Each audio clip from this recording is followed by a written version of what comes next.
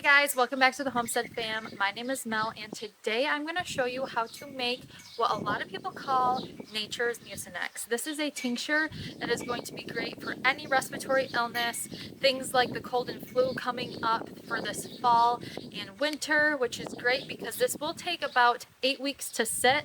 Super easy to put together today, but you have to let it sit for 8 weeks and then it'll be ready to use just in time for that cold and flu season. Before we get into it, make sure to like and subscribe and we'll dive right in.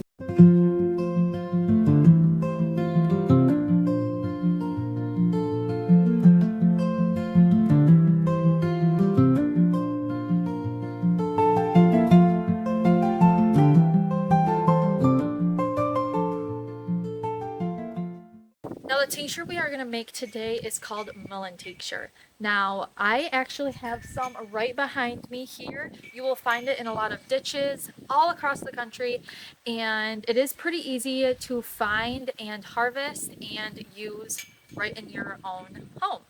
So I'm going to go and I'm going to show you exactly what you're looking for, how to know that it's mullein, and then we're going to take it inside and make our tincture.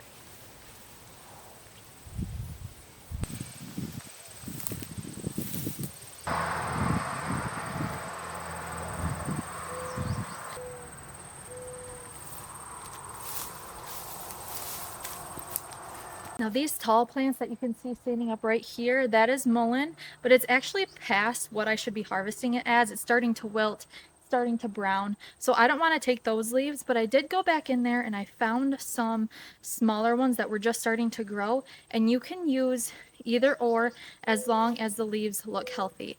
So to identify mullein is it will be oftentimes this big stalk up top. It often will have like a yellow flower on it. And as you can see, these ones back here are pretty brown. They're pretty past their prime.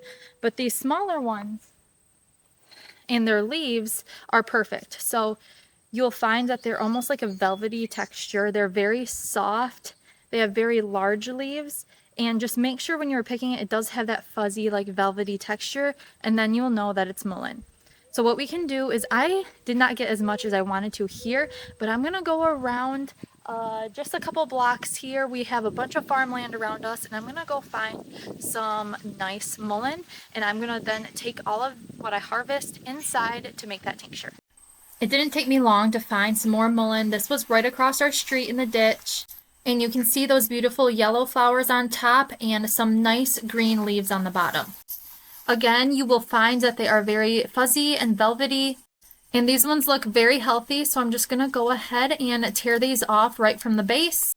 And I will do that for most of the leaves and then head on inside to wash them up. I'm just going to rinse each individual leaf off to get off any bugs or any dirt, and then let them dry on a towel, and one by one I will get these cleaned up and ready to put in the tincture. Now you can let the leaves air dry or hang dry, but I prefer to just lay them out and then pat them off with some paper towel to help speed up the process. Alright, now that we have everything cleaned and dried off, now we can start putting together our tincture. So we can just take these off of our drying towel here, and we're going to one by one take each one and just make sure we're taking off any bad spots of the leaves. And then for this, you're going to need a jar. So you're going to want a jar that seals. I'm using my favorite 4 jars that they just came out with actually, and I love them. I'll put that in the description below in case you want to grab those. But I'm going to use a half-gallon mason jar for how much I have today. Really, you just have to make sure you're aware of the ratio. So for this tincture, the mullein tincture, I'm going to use a 1-to-1 ratio. So I'm going to pack my mullein in here and then pretty much just cover it with the vodka, which is the other thing you're going to need. So first I'm just going to go through and take off any of the bad spots of the leaves. And then I'm actually just going to tear these up a little bit, which helps the extraction process go a little quicker. So you don't have to be super technical about this. I just don't want any like brown spots. And I'm just kind of going over everything again. You can also do this before you wash or while you're picking. I try not to pick any brown ones or wilting ones or dead ones, like I had said in the beginning. These leaves all looked super great actually. So we're just going to go through and keep chopping this up, put it in here, and make sure you're really packing it down. So for as much as I had here, I had a ton. It really probably could have went in a quart-sized jar, but I always like to use the bigger jars for my tinctures just in case. Plus, if I find any more today while we're going out tonight, or if I find any in the ditch later on, I can always throw a little bit more in and then top it off with more vodka.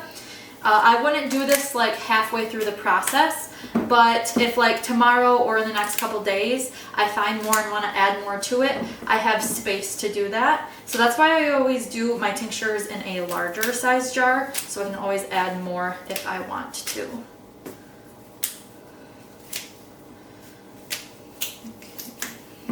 Okay. Almost done here. Okay, again, I'm going to press this down pretty good. And then I'm going to see how much it says I have.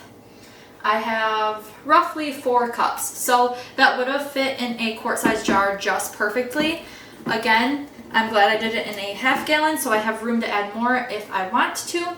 And then I'm going to go ahead and add the vodka. A note on the vodka is you're going to want to make sure it's at least 80 proof. Now you're going to do this with any extract or tinctures you have. Make sure it is at least 80 proof. And you're going to go ahead and just cover the Mullein with the vodka until it completely covers and there's no leaves coming above the vodka.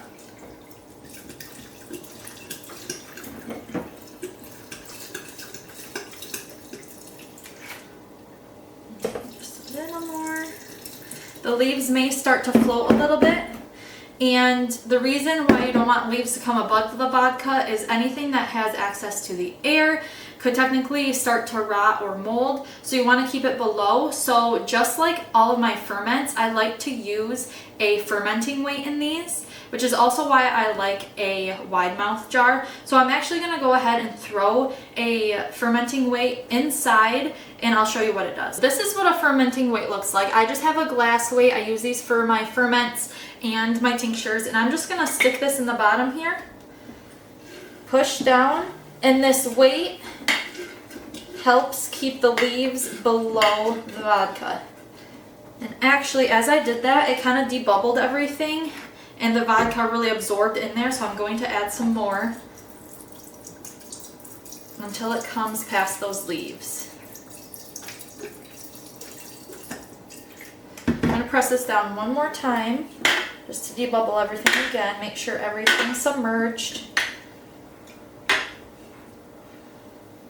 Keep that weight on top there. And then I'm going to go seal it with my lid. And that is it for the hands-on process for a tincture. They're really simple to put together. You just have to wait. This one you're going to wait 8 weeks, store it in a dark place, and you're going to just let it sit. And if every so often you come around, I usually remember to do this maybe like once a week. I'll come around and like swish it around a little bit and make sure that no leaves are sticking out and just check on it. And then you can come back in 8 weeks and you will put them into your little dropper bottles, your tincture bottles, depending on what size those are. I have some right here that I am about to put some yarrow tincture into, and they're just little dropper bottles that you're going to be able to use your Mullein tincture with. So again, this is a great recipe and home remedy for respiratory issues, illnesses, things like the cold, the flu, things where you're all stuffy-nosed and a phlegmy cough, all of that. It helps push that phlegm away. And I am excited to have this on my shelf for this fall and winter, and I hope you are as well. If you liked this video, make sure to subscribe, and we will see you next time.